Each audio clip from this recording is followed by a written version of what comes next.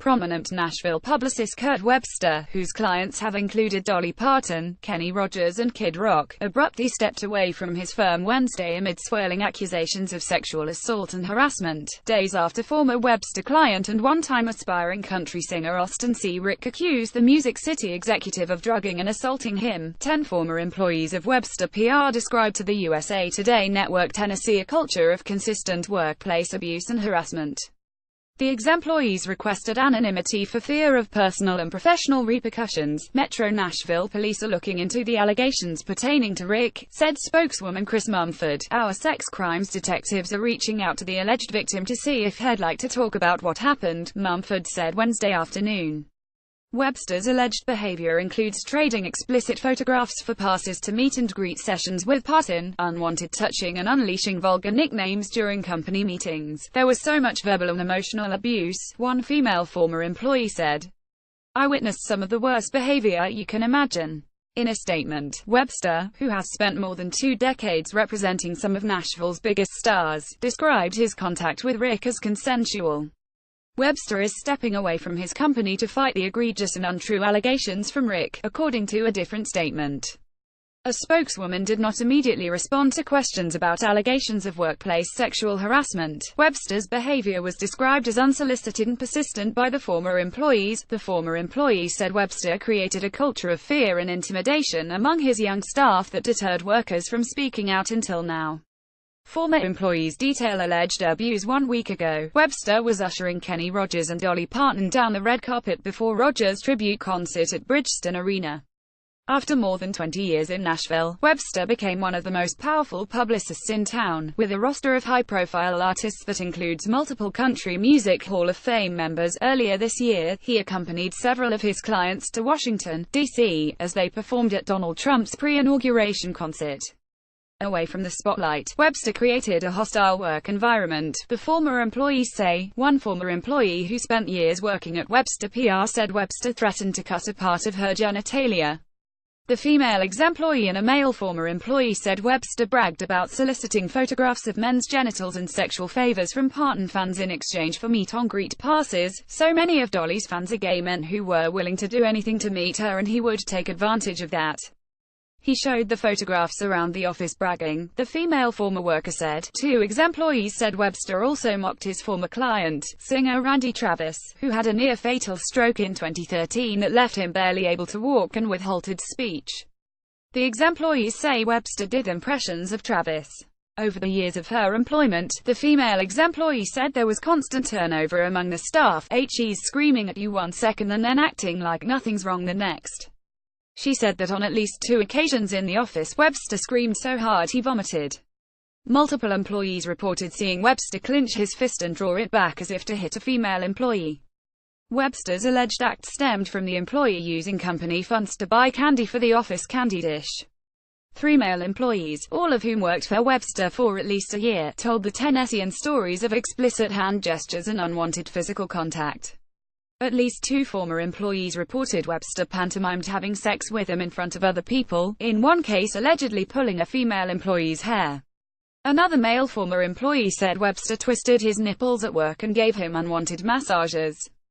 On another occasion, one of the ex-employees said, Webster called colleagues into his office to watch pornography that featured the wife of one of his clients, who had formerly appeared in adult films. 2 of the former employees said they remember Webster held a fiddle case near his genitalia, simulating masturbating with the case in front of employees. At least 4 of the ex-employees reported that Webster sometimes invited his male employees to his house after hours. When they said no, he got angry and refused to speak to them for days, the ex-employees said. Webster reportedly controlled his employees by frequently threatening to fire them. We preferred he be in a bad mood because he left us alone, one of the men reported. When he was in a good mood is when we got harassed. All of the ex-employees said the harassment occurred regularly and that the company's culture of intimidation kept them from speaking out about it. His phrase was loose lips sink ships, reported one of the men. 3 of the male former workers also reported that Webster referred to his female employees with vulgar nicknames. Webster PR didn't have a human resources department, the ex-employee said. Instead, Webster at one point told people to report complaints to his assistant. When they followed the new protocol, they said they were scolded. Austin C. Rick accusations away from the office. At least one artist accuses Webster of misconduct. In 2008, Rick performed country music under the stage name Austin Cody. Webster was my publicist. He was my radio promotion. He was my manager. He was going to be all hats for me, Rick told the Tennessean. Then he started just verbal flirting and things like that, and how we're such a great team together, and if we stick together, then nothing's impossible. Shortly thereafter, Rick said, Webster told him, I want there to be fireworks in your career, but first there has to be fireworks between you and I. According to Rick, Webster's behavior then became more aggressive and completely terrifying. He alleges Webster watched hardcore pornography in front of him and invited him to sit on his lap and watch it. He told me all the time that if I decided that I wasn't going to go along with the show, he would and could make sure that no one ever heard my name in the music business again, Rick said. Well, that scared the sunt out of me. Rick alleges that Webster assaulted him at an Easter party in 2008. I drank a drink. I drank a second drink, and before the second drink was gone, I remember nothing else. The next thing I remember was waking up, coming to, under his sheets, in his bed. I had my own guest bedroom right down the hallway with my stuff and everything. But I wake up in his bed. It's just us. All of the partiers had gone. He is like bear hugging / cuddling me and kissing my ears, my nose, my mouth, my neck, everything. I played it off, because that's what you did to survive in his house, Rick added. You played things off. At that point, I was done. I had to be done playing it off. Rick confided in a friend who was a law enforcement officer in Blount County, then begged him not to take action. I was terrified I would lose my career. I called a taxi. I waited until Webster was cooking, and when the taxi got there, I explicitly told them on the phone, turn your headlights off. It's a gated driveway. Don't try to drive around it. Just wait out there. I had my suitcase packed and I bolted, and I got out of there. I got as far away as I could, and it wasn't until I was back in town that I guess he had gotten around to texting me or whatever. After this, Rick said, he learned that Webster's threats weren't empty ones. He wasn't kidding.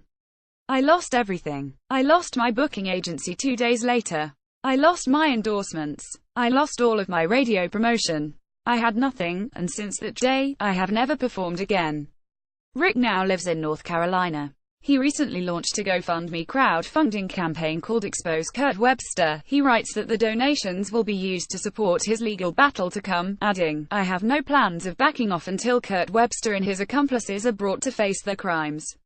Harassment allegations surfacing nationwide. Their allegations come at a time when sexual harassment is at the forefront of the national conscience. Bombshell accusations of rape or assault and harassment by Hollywood producer Harvey Weinstein prompted his own company to orchestrate his ouster and drove calls for law enforcement to investigate. Hundreds of women have accused director James Tabak of inappropriate sexual conduct. Netflix indefinitely suspended production of its popular series House of Cards amid reports lead actor Kevin Spacey engaged in inappropriate sexual conduct with another actor who was a minor at the time of the alleged encounter. On Tuesday, the Los Angeles Times reported 6 women accused prominent Hollywood director Brett Ratner of sexual misconduct, including non-consensual sexual encounters. All of those accused have either denied or downplayed the accusations. The former Webster employees noted some of these prominent national cases as a reason they chose to come forward now. A spokeswoman said a statement from Webster PR early Wednesday announcing the closure of the firm was inaccurate. Instead, the company is rebranding as Westby PR, named after Jeremy Westby, who mostly recently served as the senior vice president of Webster PR. More Harvey Weinstein scandal. A complete list of the 76 accusers. Reader share this story https://usat.ly2zies banner